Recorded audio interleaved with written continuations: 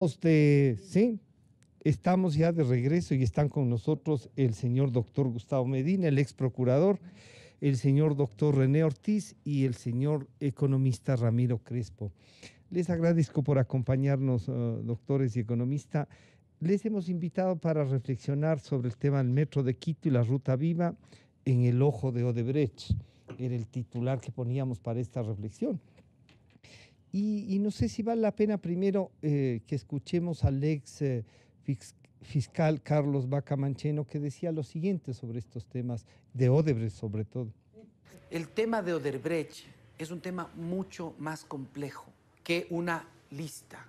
No es que existe una lista, no es que hay un cuadrito en el que en un cuadrito dice fulano tanto, mengano tanto, perencejo tanto. No hay esa lista, eso es simplificar las cosas. Y simplificar las cosas es pretender dejar en la impunidad las cosas. Es una trama primero de delito transnacional. Es decir, no está solamente el Ecuador. Hay una docena de países en las mismas situaciones de Ecuador. Ni siquiera el dinero pasaba por Ecuador. Se agendaba desde Brasil, iba a un lugar en otro país, de ese país iba a un tercer país y de ese tercer país iba a un cuarto país. Y todos los intervinientes en los distintos países no eran pues las personas con nombre y apellido y cédula de ciudadanía. Eran empresas que tenían a su vez empresas como accionistas y a su vez empresas como accionistas. Y adicionalmente, ya en el tema que nos compete, al inaugurar la Ruta Viva, el expresidente Correa decía lo siguiente. Ahora, ¿por qué se hizo? Gracias a que existe un trabajo coordinado entre gobierno nacional y alcaldía.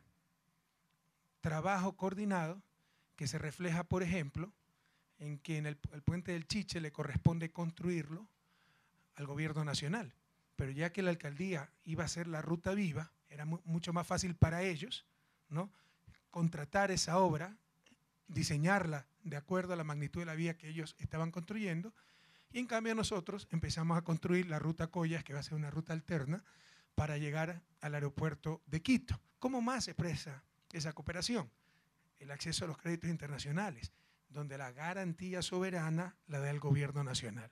Y fíjense los maravillosos resultados de ese trabajo en equipo, de ese trabajo en conjunto, de ese trabajo unidos para servir a Quito, a Pichincha y a la patria entera. Maravillosas carreteras, progreso por doquier. Señor doctor Gustavo Medina, ya tenemos carreteras. Lo que han costado y lo que han hecho con eso no importa, es un maravilloso país. Y uno dice, oigan, y todo lo que está, la trama que nos acaba de decir, no hay ni nombres, no hay listas, no es una cosa simple. ¿Cómo ha de ser simple si han hecho una estructura? Y donde hace un rato escuchábamos también al abogado Tacle que decía, se montó todo una oficina, un departamento para hacer esto. Y claro, dice, no hay contrato, ni más de 1000 personas con las que se han hablado para llevar adelante esta trama. ¿Estará exenta esta trama, la Ruta Viva, donde el señor expresidente dice, vean qué maravilla, cómo coordinamos, hicimos esto? Y el Metro de Quito, o usted dice, si en todos ha habido algo, en esto no pasa nada. Bienvenido, buenos días. Buenos días. Gracias por la invitación y un placer compartir este panel con tan distinguidos profesionales. Me hace pensar su introducción, Francisco, en que en el país se ha introducido una nueva norma de la ética pública. Aunque roban, siempre que hagan obra. Encima de eso hay que les agradecer. Y como que eso ha calado sí, ¿no?, hondo en la conciencia del pueblo ecuatoriano. De otro lado, este tema Metro y Ruta Viva me parece que no es nuevo. Tengo la impresión de que toda esta información forma parte de la cuantiosa información remitida desde el Departamento de Justicia de los Estados Unidos y desde la Procuraduría del Brasil. Lo que pasa es que es una montaña de información que hay que irla desglosando, que hay que irla analizando, que hay que irla dividiéndola. Por eso digo, esta información, a mi juicio, en mi entender, es parte de esta que ya vino hace algún tiempo al Ecuador y que ahora una acuciosa agrupación de periodistas lo ha sacado nuevamente a la luz pública. Claro que se ufanan de las obras, pero he oído que en el caso, por ejemplo, de la carretera Coliag, es la carretera más cara del mundo. De 3 millones y pico pasó a 18 por kilómetro. Ese es lo que he escuchado en personas que conocen de la materia. El tema es realmente complejo y hay que irlo desglosando, pero hay que partir del principio. Pues. Recordemos que con bombos y platillos, con bravuconadas, se le expulsó del país a Odebrecht con motivo de los incumplimientos en la construcción de la hidroeléctrica San Francisco. Y luego de esa expulsión, por la presencia del presidente o expresidente Lula, se compuso la cosa. Pero para llegar a ese acuerdo, creo que habrá un informe del Procurador General del Estado, que al menos no lo han publicitado, porque no se puede llegar a un acuerdo en instituciones del sector público si no hay previamente informe favorable del Procurador General del Estado. De suerte que hay que analizar estos antecedentes, pero además hay que ir desbrozando a una serie de estamentos o de estratos, no quedarse simplemente en las cúpulas, porque, por ejemplo, en las empresas públicas hay directorios, en las instituciones públicas hay ministros, hay departamentos jurídicos, departamentos técnicos, departamentos financieros, que algo hay que decir. Además, creo que las entregas de dinero no creo que se hayan hecho pues personalmente, las habrán hecho a través de compañías y hay que saber quiénes son los socios de esas compañías. Una serie de investigaciones que me dan la impresión, el cúmulo de información es tal que como que la Fiscalía está en una suerte de ahogamiento porque no dispone de los recursos humanos necesarios para poder abordar esta montaña de información y procesarla.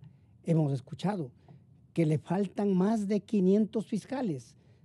Y no solamente hay que pensar en 500 fiscales, sino en 500 fiscales preparados en la materia que van a investigar, que de suyo son absolutamente complejos, porque entran asuntos técnicos en contratación pública de obras, asuntos financieros, asuntos legales, que son, vuelvo a repetir, sumamente complejos.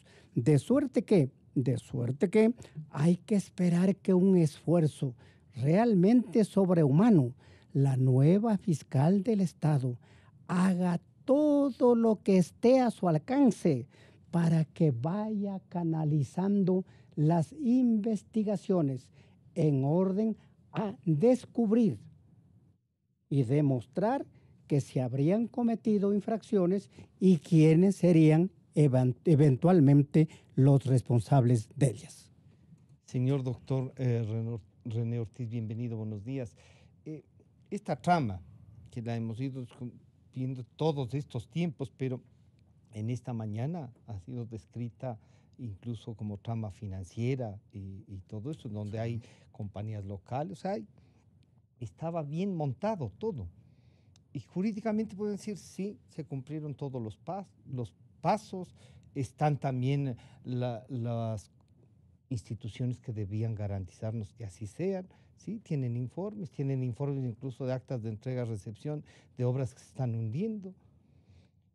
El metro de Quito y la ruta viva está ahí, el metro todavía aún no.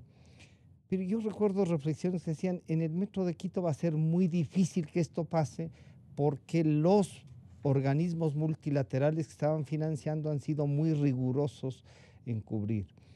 ¿Usted cree que por ahí puede haber filtraciones? ¿Y qué debemos hacer para investigar esta montaña, como dice el señor doctor Medina, de información que ahora tenemos? Buenos días, Francisco. Muchísimas gracias por su invitación. Permítame saludar a mis dos distinguidos contertulios y a su distinguida audiencia y comentarle que en efecto es una montaña gigantesca de corrupción que probablemente está llegando al hastío de la gente. Sí. Y digo esto porque no hay día que no despertemos con alguna novedad en este contexto.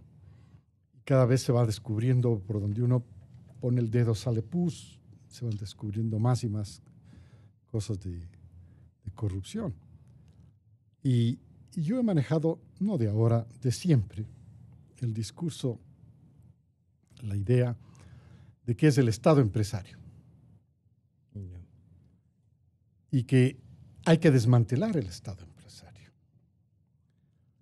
Y esto, evidentemente, algunos líderes políticos lo pueden aceptar como una idea honesta. Si el Estado es el contratista de siempre, entonces el Estado va a estar siempre en el riesgo. Y hablando de los riesgos como se manejaba en el programa anterior, va a estar el riesgo de la corrupción. Entonces, pero permítame hacerle ahí una reflexión también. Sí. El Estado empresario con estos riesgos de la corrupción y con empresarios que han sido un riesgo, pues que el Estado contrate con ellos. Y claro, correcto. Yo también tengo que admitir que en el otro lado debe aparecer los empresarios. Dicen los medios y las redes también. Y yo ahí tengo que ser mucho más cauteloso. Yeah. Claro, aparecen los empresarios fantasmas. El que aparezca no una compañía que se ha formado 2 días antes del contrato es un Estado, es un empresario fantasma o unos empresarios fantasmas. O si se han formado compañías que no califican en el estatus normal de negocios, pero que califican frente al Estado y el Estado los acepta. Esto es parte ya de la trama que hablaban ustedes hace un momento en el programa anterior, de este gigantesco aparato de corrupción que se construyó.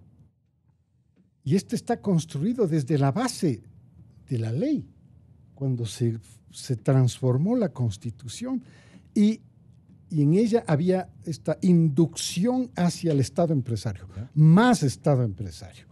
Menos privado, participación privada. Menos privado. Fíjese usted que antes de que el régimen anterior de Correa asumiera el poder, el sector privado éramos más o menos 2/3 del PIB. Terminado el régimen, estábamos cerca a la mitad del PIB. Es decir, el gobierno se absorbió. Una reducción real de un segmento importante de lo que es el emprendimiento, porque ellos lo querían hacer. Se convirtió en un mayor Estado empresario e iba en un camino de desaparecer al resto, desaparecerlo. Quien estorbaba primero eran los medios, y usted ve cómo fue desmantelando a los medios de comunicación colectiva, todos ellos, el régimen anterior. Entonces, una forma de depurar, porque yo pienso que su programa y los programas de comunicación en general tienen que tener esa virtud de sacarnos algún mensaje. Claro. Y de sacar a quienes comentamos alguna lección. Dice, ¿qué podemos hacer? Porque si esto sigue, porque la estructura está ahí, las leyes no ha pasado nada. Han legislado para eso. Es más, la ley anticorrupción fue vetada y no, o sea que sigue lo mismo. No ha sido la nueva, no ha sido tratada. No, más que todo sigue lo mismo. Entonces, y así, hay cantidades de ejemplos de que la estructura de corrupción que se montó sigue ahí. Se han cambiado probablemente las cabezas, mucha burla hay al respecto en las redes. Entonces yo digo, hay que desmantelar el Estado empresario. No es una tarea fácil. Sí. Y por supuesto los rezagos de esto se van a ver más en Quito que en cualquier otra parte. Porque toda la gente que estaba trabajando para esta estructura se queda en Quito.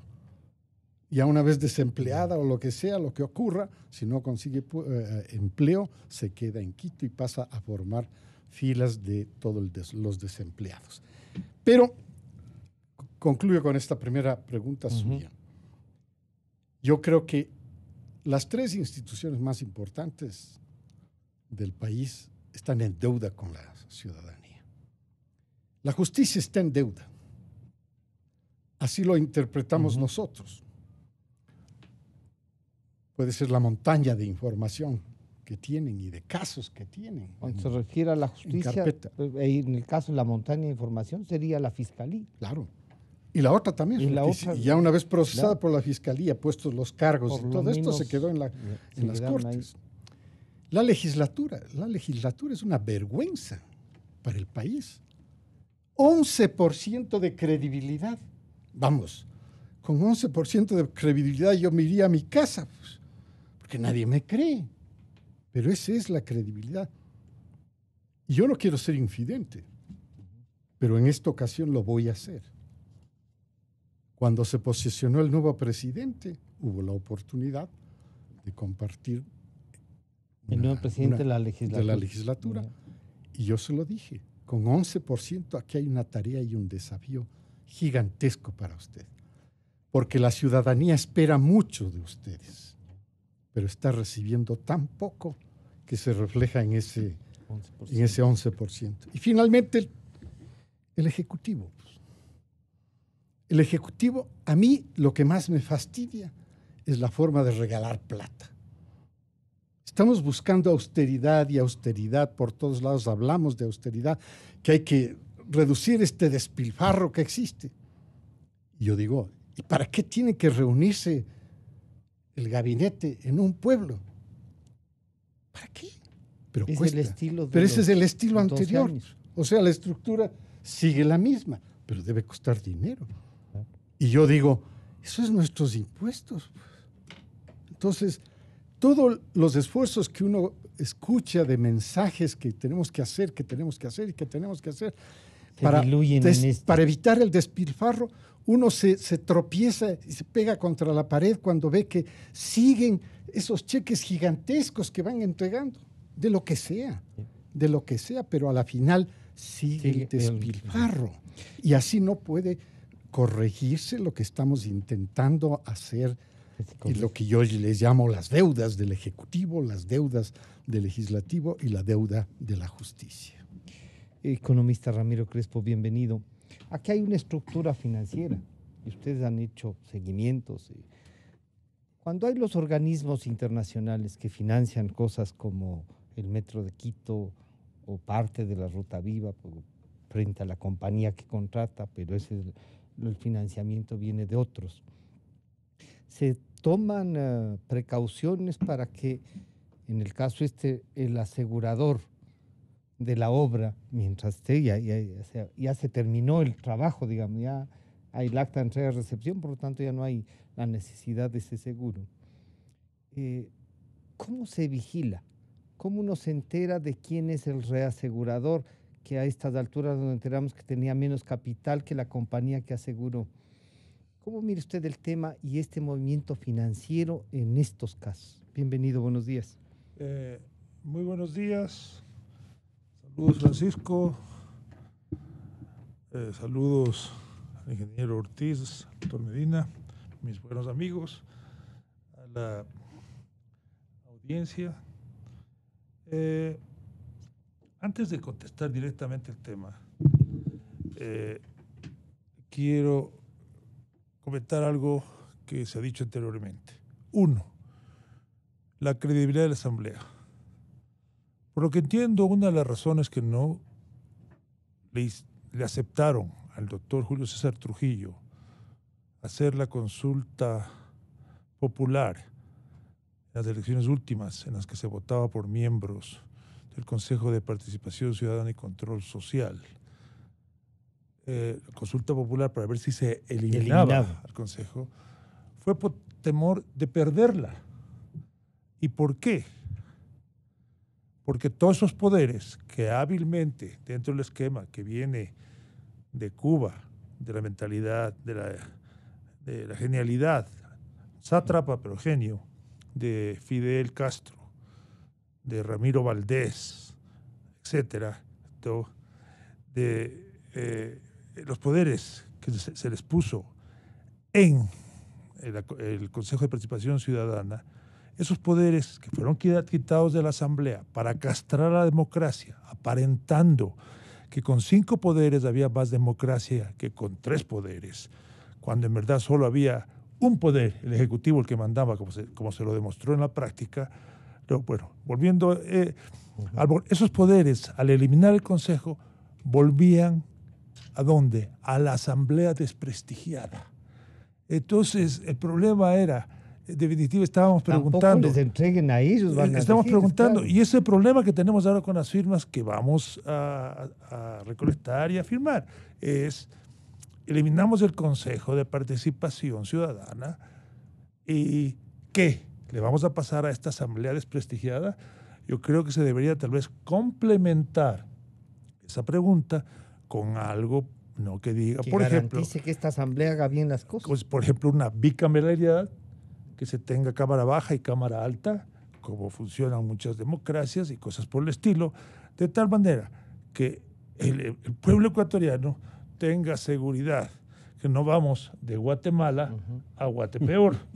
Entonces, eso me parece... Oiga, esta estructura se puede plantear incluso para pasarle a la Asamblea, siempre y cuando los resultados de lo que aquí hemos conversado y de lo que les hemos invitado tengan algo de recuperación, tengan por lo menos el sinceramiento de lo que han hecho. Sí, eso es el otro tema.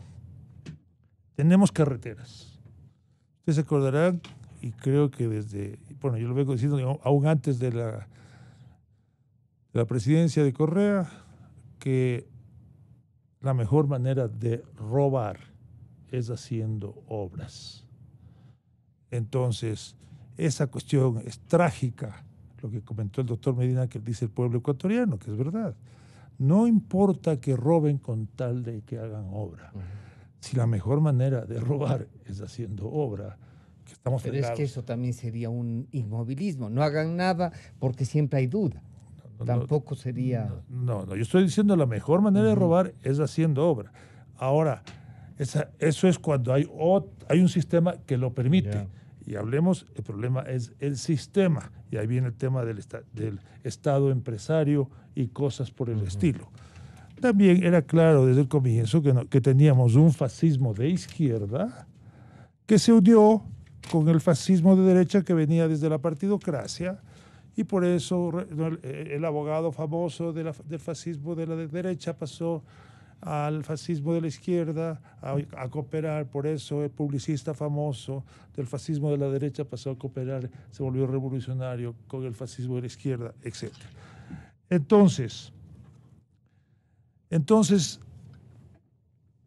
en cuanto al tema de los seguros, obviamente se buscan los credenciales, porque lo lógico, cuando uno asegura su casa, uno asegura su auto, etcétera, lo que uno quiere es que si a uno le pasa un siniestro, pueda recuperar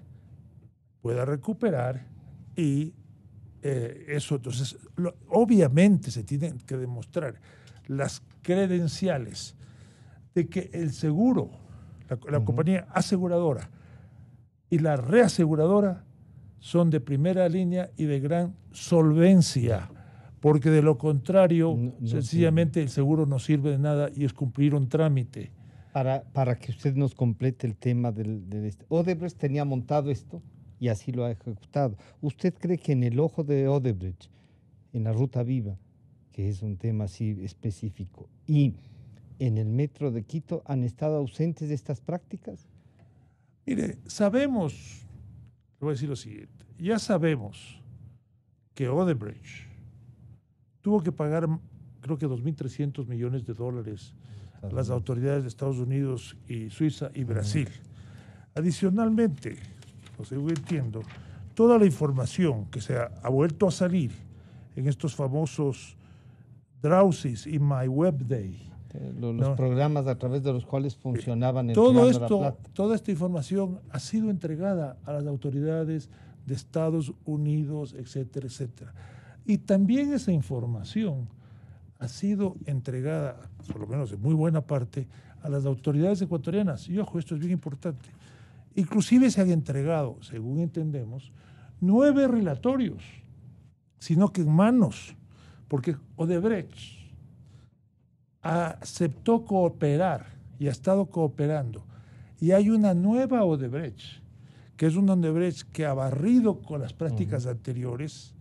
La familia Odebrecht sigue de accionista, pero no toca pito en la administración.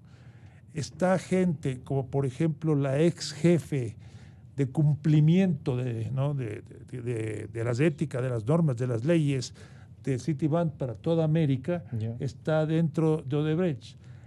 Esa gente, esa nueva Odebrecht, le ha entregado información a las autoridades ecuatorianas y 9 relatorios, pero en manos del fiscal Chiriboga, por ejemplo, o del fiscal Vaca, parece que no avanzó. Y lo que yo entiendo es que Odebrecht quiere avanzar con las autoridades ecuatorianas, no puede porque firmó en el año 2017 un acuerdo con la Fiscalía, que también firmó con Estados Unidos, no puede refutar con hechos o mencionando cosas que puedan dar pista a los que están siendo perseguidos de por dónde está yendo la justicia. Pero lo que sí insiste es que en las autoridades, tener un interlocutor en las autoridades ecuatorianas, que por lo que hemos mencionado no hay. Entonces, ahora esperamos que con la nueva fiscal, con el nuevo procurador, etcétera, etcétera, tengan el interlocutor que el país necesita. Entonces, lo que es importante, porque ya lo anterior sabemos que ha habido gran corrupción por el lado de Odebrecht y muchas otras empresas. ¿No? Hay muchas otras empresas. Aquí lo interesante es que se está tratando de internacionalmente, porque genera mucho trabajo, etcétera, mantener una nueva Odebrecht, pero una nueva Odebrecht que para poder existir coopere. ¿Qué es lo que se hizo aquí, por ejemplo, con el Grupo Azul? Se lo eliminó. ¿Dónde está la cooperación del Grupo Azul? No, en ninguna parte. No hay. Se lo eliminó. Es una forma de dar por terminado. Es una forma por dar por terminado. Entonces, y enterrados, dicen, pasen la página, no sigan. Entonces, nosotros tenemos que tener cuidado de que no ocurran estas cosas y más bien facilitar la cooperación, ¿no? Pero ¿qué es lo que hemos visto? Que las autoridades ecuatorianas, por el contrario, han hecho todo lo posible para evitar que los arrepentidos, que los que han pedido disculpas o que los que podrían cooperar con una cooperación eficaz lo hagan. ¿Por qué? Porque sencillamente no les conviene. Doctor Medina, este acuerdo de confidencialidad y de cooperación eficaz firmada, claro, hasta ahora nadie puede saber. El ex fiscal firmó, la actual fiscal supongo que ya lo habrá revisado y sabrá a qué nomás se refiere. Pero lo que sí es verdad es que nadie aquí de la Odebrecht ha sido ni enjuiciado, ni iniciado nada. ¿puede usted ayudarnos a describir cómo es esto de la cooperación eficaz? Que nadie puede conocer sino el fiscal. ¿Es parte de ese acuerdo? Permítame primero ligeramente expresar mi opinión sobre las falencias de nuestro país y particularmente en el orden legislativo. Por favor. Claro que soy de aquellos que cree que las leyes no tienen poderes taumatúrgicos, no hacen de por sí la felicidad de los pueblos. Y si no, habría que hacer un Porque decreto si no, nomás. el Ecuador sería el pueblo más feliz del mundo, Claro. con semejante constitución y semejante cúmulo de normas. Pero sí creo que hay que acometer reformas sencillas. ¿Por qué no se recupera en el país la obligación de la emisión de dictámenes previos a la contratación pública por parte de la Contraloría General del Estado y la Procuraduría? Eso es cuestión. Es una Cosa así, a mí me parece sencilla. Precisamente porque la Contraloría tiene que analizar antes de que se contrate los asuntos técnicos y financieros.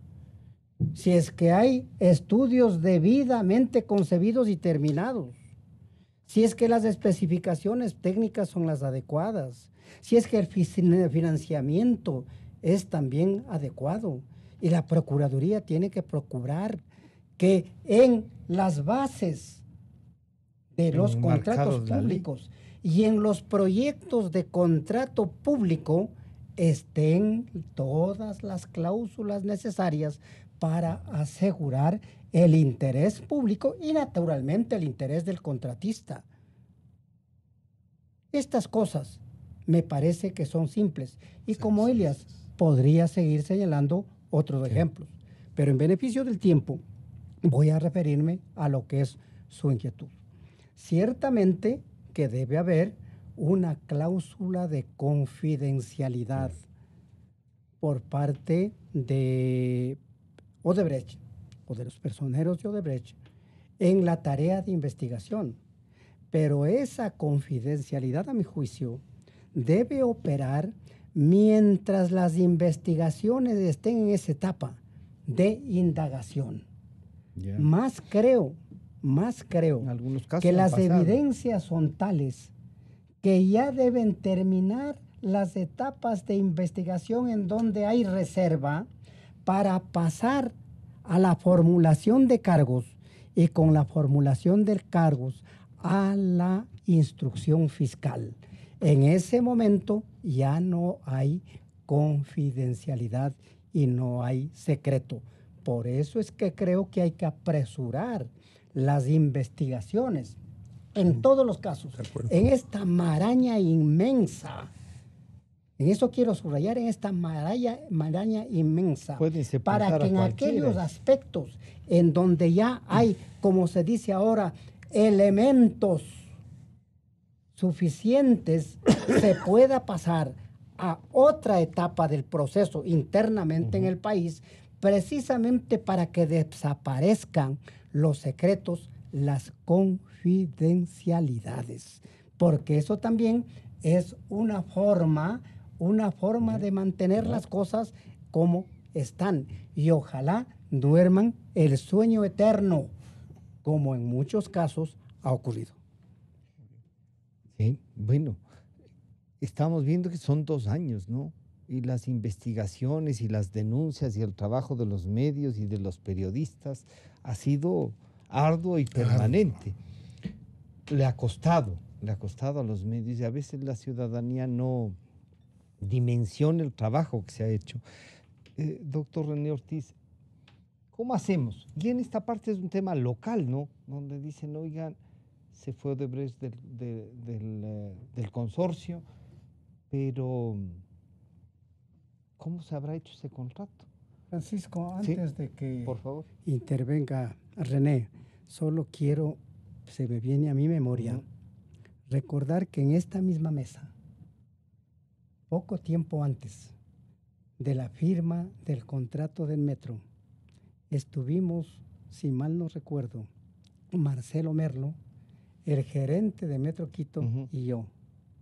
Y ya señalamos nuestras reservas sobre la intervención de Odebrecht, porque ya empezaron a saltar. Ya había dos informes sobre y eso. Señalamos la necesidad de blindar ese contrato para que no se pague más a pretexto de cualquier otro mecanismo que puede llamarse contratos complementarios. Ahora parece que se han inventado otras fórmulas, actas hasta el 75% de compromiso, no sé qué otras cosas. De suerte que aquello ocurrió hace mucho tiempo, que viene a mi memoria cuando se ha repetido el caso Metro. Claro, pero ahí decían, algunos decían, se están tomando las medidas para que no suceda. Pero hay gente que dice, pero lo que pasa es que antes de la firma ya ha sucedido y con la firma sucedieron otras cosas. ¿Cómo reflexionamos sobre esto, doctor Ortiz? Ahora, si bien es cierto que el Estado ecuatoriano, a través del gobierno, tiene que realizar cierta obra pública, no es menos cierto que, y hay que poner los puntos sobre las IES, los organismos multilaterales que colaboran en esto, nos llevan el peso o el riesgo de la corrupción, en mi opinión. Porque acaba de revelarse precisamente a través del sistema de seguros cómo se pudo hacer corrupción en donde están organismos de prestigio mundial. Yo tengo mucha respetabilidad. Yo respeto mucho al BID, al Banco Mundial, a la CAF, todos estos organismos multilaterales. Y entonces creo que por ahí no vino la corrupción per se, y quiero resaltar esto. Ahí era el financiamiento para la obra. En relación no la ejecución del contrato. Con el metro, ¿no? Entonces, claro, lo que sí debemos nosotros es alertar el hecho de que el Estado no puede seguir siendo cualquier tipo de empresario que compra medicinas. Ahí están los resultados. O han comprado demasiados, o han comprado caducados, o han comprado, como circula en las redes, cápsulas en las que no contienen nada dentro. Entonces, todos estos procesos de corrupción que estamos viendo nosotros, reitero, tiene que ser parte de una reforma gigantesca, inclusive ética y moral. Entonces es fácil restablecer el control previo. Es cuestión de algo muy sencillo. Y en ese contexto quiero decir yo, por ejemplo, que se le ha dicho al canciller del Ecuador que el tema de los TBIs, de los tratados bilaterales de inversión, es un tema serio. Esta es la pata coja que está faltando para que el inversionista finalmente se decida a regresar.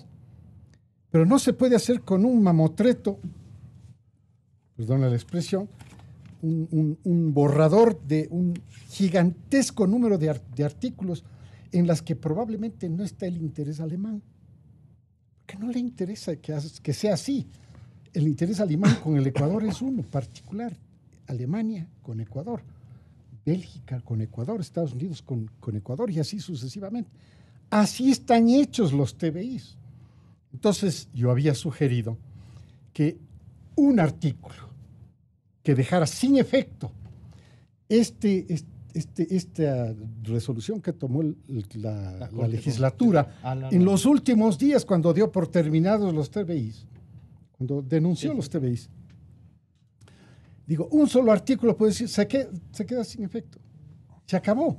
Y recuperamos toda la estructura, así de simple, porque a mí me encanta cuando tú dices, lo sencillo, lo simple es mucho más efectivo. Y estamos diciendo, también el control previo, probablemente un solo artículo. Todos los contratos de la administración pública, sea central, regional, subregional, lo que sea, hasta parroquial, tiene que tener control previo. Ya, un solo artículo y se acabó. Pero nos enredamos en unas montañas burocráticas y ahí estamos varados. Desde que se denunció los tratados bilaterales de inversión, no hemos avanzado absolutamente nada. Y es que yo tengo otro sombrero y por ese otro sombrero aprendo que no les gusta. ¿Por qué? Porque es una generalidad en las que quedan todos en el mismo paraguas. No, yo no quiero estar en el mismo paraguas. Yo tengo, dirán los alemanes, yo tengo mis propios intereses. Particularidades. En cuanto exactamente, a las relaciones de esta naturaleza con Ecuador. Y Economista, termino, sí. Yo sí quiero resaltar el hecho de que hay obra pública que tiene que seguir siendo hecha por los gobiernos, y esa obra pública, si es que es hecho con los bancos multilaterales, yo quiero defender a los bancos multilaterales y su integridad. Economista Crespo, justamente le decía, ¿no será que también ya hay en estos multilaterales funcionarios que han caído y que eso facilitan, como a veces parece que les pagan por la cantidad de plata que ponen en el mercado para las obras? ¿Han caído también en este esquema? ¿O usted cree que así, como dice el doctor Ortiz, ellos están... Yo creo que podría ser. Yeah.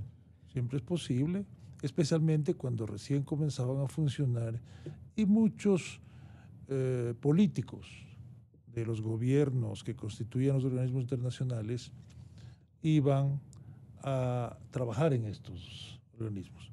Pero cada vez más, muchísimo más, los organismos multilaterales están con gente privilegiando a los técnicos, etcétera, etcétera, y cada vez ya es mucho más, los políticos irán a puestos representando el gobierno, como director o lo que sea, pero yo creo que está cada vez más en manos de técnicos, y yo creo que debe ser la excepción, por supuesto, no la regla, estos casos en los organismos internacionales. Una cosa que quisiera preguntar, porque no estoy muy claro, el tema del seguro tiene que ver con el polioducto Cuenca, pero ¿y también con el metro o solo con el polioducto? No, el tema del seguro era un tema que lo tratamos en el anterior.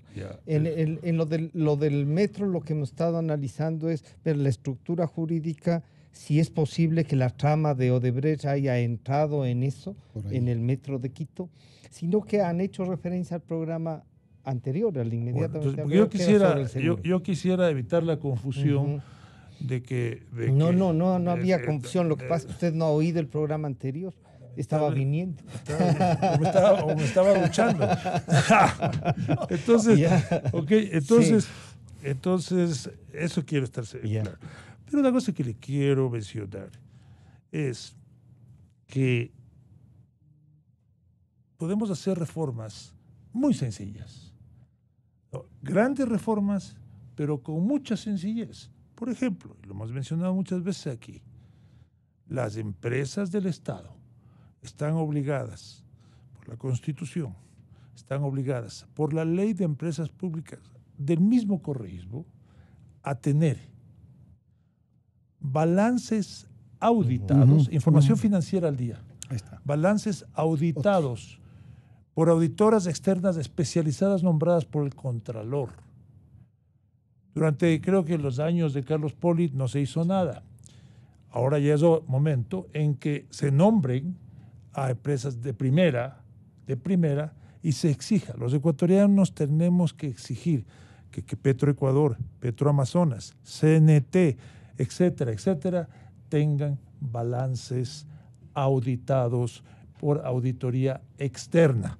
Número uno, información al día. Entre la audiencia, por favor, a las páginas web de estas empresas y va a encontrar que la información no hay, o si no es ridícula. Tratan de pretender que están dando información cuando en verdad no están dando nada. Por otro lado, y eso creo que es muy importante, el Ecuador, el equipo que ha negociado con el FMI y con el Banco Mundial, etcétera, han negociado y aceptado, me parece, precisamente esto, de que el Ecuador se comprometa a cumplir la ley. ¿Qué es cuál? Que es que los balances auditados. Pero adicionalmente, y esto yo creo que hay que hacer notar, hay una cosa que se llama EITI International, dice que básicamente, en inglés, que los recursos son de los ciudadanos, y este EITI es el estándar global para el buen gobierno del petróleo, del gas, los recursos minerales, etc. Este estándar, ya el Ecuador anunció hace poco en París que lo va a firmar posiblemente a finales del año. Pero lo que hay, ya al pacto de transparencia. Lo cual es interesantísimo, porque el principal opositor a firmar esta norma, que quieren los grupos medioambientalistas, etcétera, etcétera, no son las compañías mineras que ya cumplen estas normas, especialmente las internacionales, es el Estado ecuatoriano, porque no las cumple.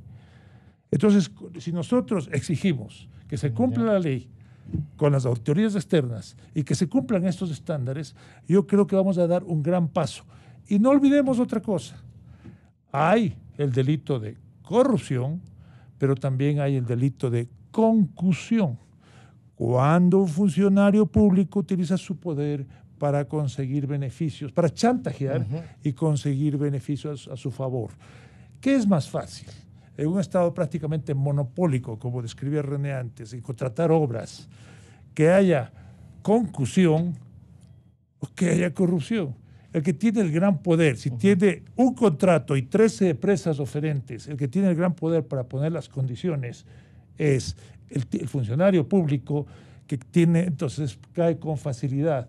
El empresario se rinde frente a ese poder. Puede ocurrir. Puede ocurrir, porque también es lo que pasa. Ojo, también pensemos, yo no digo que y no con esto estoy, digamos, como dicen, endosando esto, no. Pero ¿qué pasa si uno tiene a los competidores aceptando esto y uno no acepta? ¿Qué ocurre? Sin trabajo. Una empresa grande comienza a quedarse sin trabajo, comienza a no poder pagar los sueldos, no paga los impuestos, le cae encima el SRI, etcétera, el seguro social, etcétera, etcétera. Y mañana la empresa quiebra, ojo, y no solo eso, pero miren cómo era la malicia en el gobierno de Correa. No solo que quiebra, sino sabe lo que pasa. Que en la época, hasta que se pasó la nueva ley de fomento de la producción, que la responsabilidad del accionista era ilimitada. Uno de los grandes progresos de la civilización occidental fue limitar la responsabilidad. O sea, yo me meto en un negocio hasta este monto. Si quiebro hasta este monto, pero no vienen a mi casa, me llevan a mi casa, se llevan mi colchón, se llevan... No.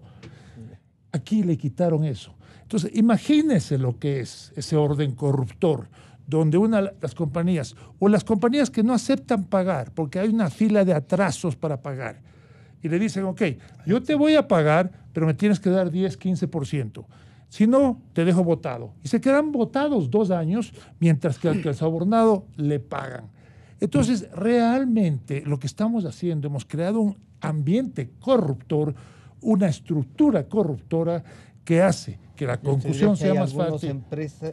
Algunos empresarios que no les queda más, entonces, que caer. Que no les podría quedar mal, eso es lo que queda más. Entonces, lo que nosotros tenemos que evitar precisamente que haya estas circunstancias donde sea más fácil la corrupción que la honestidad. En estos 2 últimos minutos les pido entonces una reflexión. Usted ya nos habló de que hay que manejar la legislatura con urgencia, con cosas simples, nos ha dicho doctor Medina. ¿Qué hacemos entonces con el contrato del metro que está terminándose? La ruta viva está terminada. ¿Se podrá revisar o también decimos ya pasó? No, todo es posible. Yo quisiera añadir a mi sugestión inicial de acometer reformas legales sencillas la tarea operativa de investigación. Pero esa tarea operativa de investigación no tiene que estar solo en manos de la Fiscalía del Estado. La Superintendencia de Compañías puede dar una cooperación realmente fundamental en el esclarecimiento de estas cosas. La Superintendencia de Bancos y otras dependencias públicas y también el sector privado, de suerte que su lucha contra la corrupción no tiene que focalizarse en un solo lugar, sino que es una tarea conjunta de la estructura del poder público y de la sociedad en su conjunto. Por eso los balances auditados, muchos inversionistas y cosas por el estilo.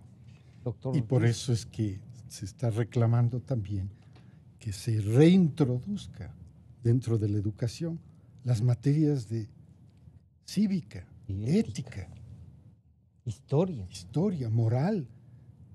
Sí, Yo eran soy, cosas que perdían el tiempo. como muchos de nosotros, personas que pasamos por la escuela donde nos enseñaban moral y ética, se llamaba, en los colegios y todo esto. Qué fácil, nuevamente, la sencillez. Se reinstituyen las materias de cívica y A mí me parece que también, a propósito de la enseñanza, a los que hemos sido educados, gracias a Dios, en ambientes donde se cultiva la ética, la honestidad, etcétera, etcétera, a veces podemos crecer un poco ingenuos y pensamos que todo el mundo es Va a actuar como así. uno. Y hasta que se da cuenta, especialmente que nuestros grandes, los hábiles gobernantes, que se meten al poder en muchos casos para robar, para hacer grandes negocios, no por el bien común, hasta que nos damos cuenta quiénes son, realmente ha pasado mucho tiempo. Yo sí creo que las universidades, etcétera, se deben preocupar en hacer clases sobre corrupción, estudios de casos de corrupción, lo que ha ocurrido en el Ecuador, la crisis bancaria, tantos casos que hemos tenido, lo que hemos tenido ahora, la época de No Correa. para que se especialicen, sino para que tengan conciencia. Para que se de lo que ha especialicen pasado. en detectar No para que se y en estar, Sí. para que se especialicen en detectarla, en estar atentos, en poder saber, porque si no es un electorado ignorante Así es. y la gente honesta, muchas veces ingenua, y no sabe lo Se que deja manipular realmente por ti. está pasando. Entonces, yo sí creo que es importante que se haga como se está haciendo. Hay ética, estudios de corrupción, donde se diga, esto se hizo mal, esto fue mal por esto, y la gente quede clara y no se pierda la memoria colectiva. Yo les quiero agradecer al señor doctor Gustavo Medina, al doctor René Ortiz y al economista Ramiro Crespo. Nos estamos encontrando el día lunes. Muchas gracias. Las mejores voces de la verdad. No podemos renunciar a la política expansiva Voces de la gasto. verdad. Dedicados a las